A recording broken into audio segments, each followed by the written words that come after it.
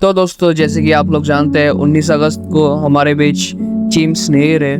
यही वो फनी कुत्ता था जो कि हमें कोविड के टाइम पे एंटरटेन करके रखा। तो rest in peace Cheems, we will miss you.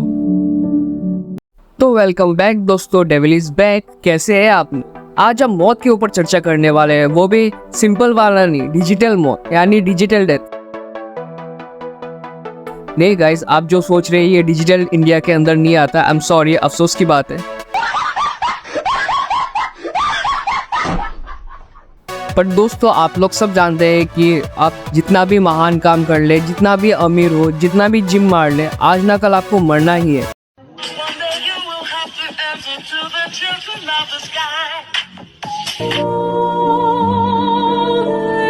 कहने का मतलब ये है कि इस दुनिया में कोई भी जीव अमर नहीं है एक्सेप्ट यूनिसेलुलर ऑर्गेनिजम्स।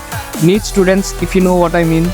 तो दोस्तों, मरने के बाद आपके रिलेटिव्स आके आपके घर में आपके गुणगान गाते हैं। हमेशा बिल्कुल वैसी ही दिख रही है जैसे कि मरने से कुछ दिन पहले माइकल जैक्सन दिखता था। आपकी 13वीं पे बुफे सिस्टम वाला खाना खाते हैं और 2 दिन बाद आपको भुला दिया जाता है। Well, it's a harsh reality, करवा सच बोल सकते हैं आप। पर जो आज मैं डिस्कस करने वाला हूँ आप लोगों के साथ, वो डिजिटल डेथ। मरने वाला एक टाइप से डिजिटल दुनिया में अमर हो जाता है। ये मैं वीडियो के आगे समझाऊंगा। वीडियो देखते रहिए, आपको धीरे धीरे सब समझ आ जाएगा। तो ज़्यादा इंट्रो को लंबा ना करते हुए मैं आपका होस्ट अभिषेक, और चलिए वीडियो को शुरू करते हैं। तो sit back, relax and enjoy the show. तो दोस्तों, आपके मन में कभी ना कभी ये ख्याल आया ही होगा कि मौत के बाद हम लोग का क्या होता है। मतलब क्या स्वर्ग है, क्या नरक है, क्या हम फिर से दादाजी से मिल सकते हैं। खैर, एक बात तो पक्की है, मेरे हरामी दोस्तों नरक में ही सड़ने वाले हैं। एकदम पक्का, लिख के ले लीजिए।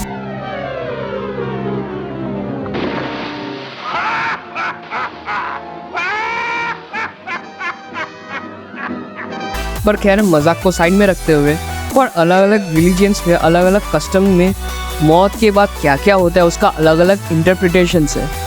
जैसे कि एंशिएंट इजिप्शियंस के मुताबिक मरना किसी की ज़िंदगी में सबसे महत्वपूर्ण काम होता है, मतलब सबसे इम्पोर्टेंट काम होता है। पर मेसोपोटामिया में आपका जब पापों का घड़ा भर जाता है तब आपको मौत होता है, मतलब थोड़ा डार्क कॉन्सेप्ट है। और चाइनीज़ के लिए तो मौत एक बस शुरुआत है एटर्नल लाइफ की तरफ। अब यही बात अगर जेनजी के ऊपर, मतलब प्रेजेंट जनरेशन के ऊपर इस्तेमाल होता है तो प्रैक्टिकल दे आर इमॉर्टल, मतलब वो अमर है, at least in the digital world. I mean, आप इंस्टाग्राम ले लीजिए, फेसबुक ले लीजिए, ट्विटर ले लीजिए, यूट्यूब ले लीजिए, रेडिट ले लीजिए, आपके कमेंट्स, आपके वीडियोस, आपके फोटोज़, आपके रील्स कहीं ना कहीं किसी न किसी जगह पे इंटरनेट पे रहते ही है। मतलब जितना भी डिलीट कर लीजिए आप। कहने का मतलब ये है कि modern death is a forever life in the digital world. पर आजकल चाइना में डिजिटल डेथ का ज़्यादा ट्रेंड चल रहा है। मतलब आप रेस्ट इन पीस नहीं हो रहे, पर आप रेस्ट इन टेक हो जा रहे। मोर क्लियरली, चाइना में अगर कोई मरता है तो उनके अस्थियों को एक्चुअली एक बड़े से रूम के कंपार्टमेंट में स्टोर कर दिया जाता है, बिल्कुल एक बैंकर के लॉकर फैसिलिटी की तरह। और इन अस्थियों के अगल बगल एक्चुअली बहुत बड़े बड़े LED स्क्रीन्स लगा दिए जाते हैं, और इन स्क्रीन्स में या तो मरने वाले का फ़ोटो होता है या तो उनके फेवरेट TV शोज़ या कुछ फेवरेट चीज़ें चला दिया जाता है।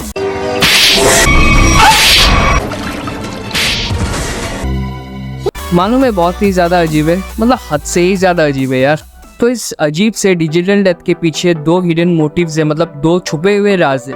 पहला तो ये कि इस डिजिटल डेथ से एक्चुअली बहुत सारा ज़मीन बच जाएगा जो कि कब्रिस्तान के लिए यूज़ होते आ रहा था। और हमें पता ही है कि इंडिया के बाद चाइना ही है वर्ल्ड्स मोस्ट पॉपुलेटेड कंट्री है, और उन लोगों को भी एग्रीकल्चर नीड्स है। तो एग्रीकल्चर लैंड भी बढ़ाया जा सकेगा, इंडस्ट्रीज भी बढ़ाया जा सकेगा। एक्चुअली बीजिंग अपने लैंड यूज को 70% तक घटाना चाहता है बाय 2035, और डिजिटल डेथ इस मुकाम तक पहुंचने के लिए बहुत ही ज़्यादा इंपॉर्टेंट फैक्टर है। और दूसरा रीज़न ये है कि इस ड्यूरियल प्रोसेस को अफोर्डेबल किया जा सके, जिसे एक्चुअली बाहर के देशों में फ्यूनरल सर्विस कहा जाता है। और चाइना की फ्यूनरल सर्विस मार्केट पूरे दुनिया में सबसे ज़्यादा है एक्चुअली जापान के बाद। और 2020 में आंकड़ों के मुताबिक एक्चुअली इसका मार्केट $35 बिलियन, और ये एस्टिमेट किया गया है कि ये बढ़ के $56 बिलियन हो जाएगा 2026 तक। तो दोस्तों, अगर चाइना में एक एवरेज फ्यूनरल की बात करते हैं तो ये अप्रॉक्सीमेटली 45% आ जाता है एक बेसिक ह्यूमन के एवरेज सैलरी के करीब। तो अगर आपका सैलरी मान लीजिए 12 लाख के करीब है तो आपको एक फ्यूनरल 5,40,000 का पड़ेगा। इतना महंगा है। पोतला सांड को पैसा किधर चला के देगा तू?